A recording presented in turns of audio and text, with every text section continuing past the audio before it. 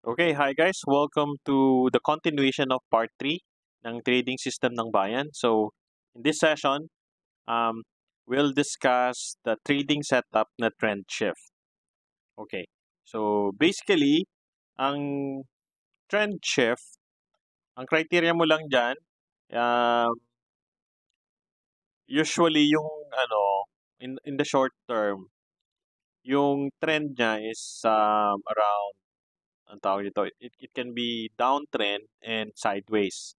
So, yung MA50 mo pa rin dyan is above MA20. Okay.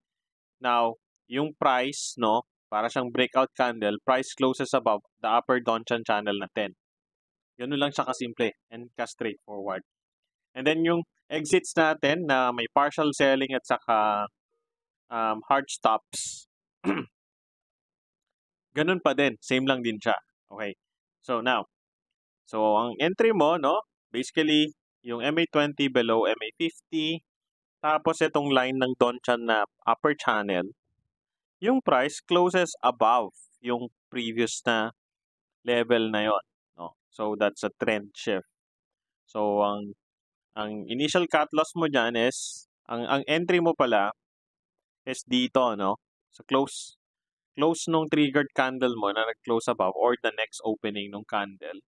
Or actually kung for the next 3 days, pwede pa namang habulin yan. Okay. Now, initial exit mo dyan is again, swing low. Or kung masyadong malayo yung swing low, pwede naman yung low of the breakout candle ito. And then, i-adjust mo lang yan, no? Dun sa breakout candle, tapos i-ignore natin yung mga doji. Yan.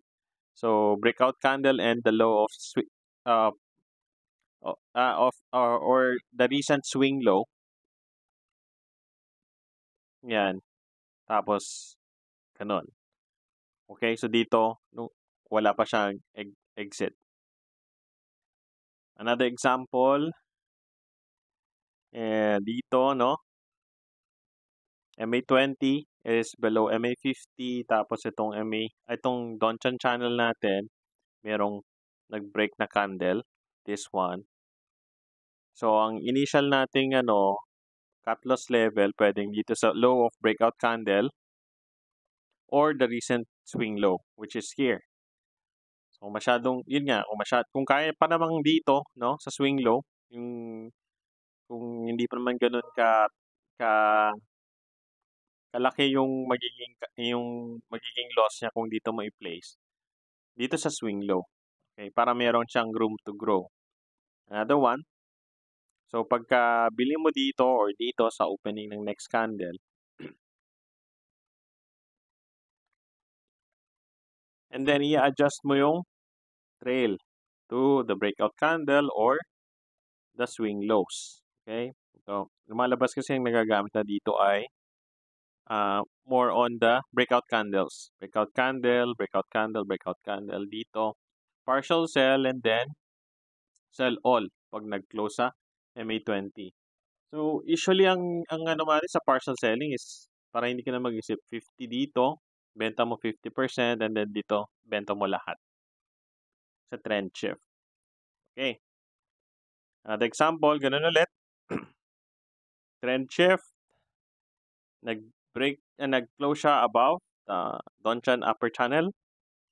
Tapos dito yung cut mo or dito sa recent swing low or low of breakout candle. Tapos nag-close yung price dun sa adjusted na low of breakout candle, partial sell. Tapos, ganun ulit. Adjust mo sa breakout candle. Ito, huwag mong gamitin to kasi this is a doji. And then, dito sa low nito.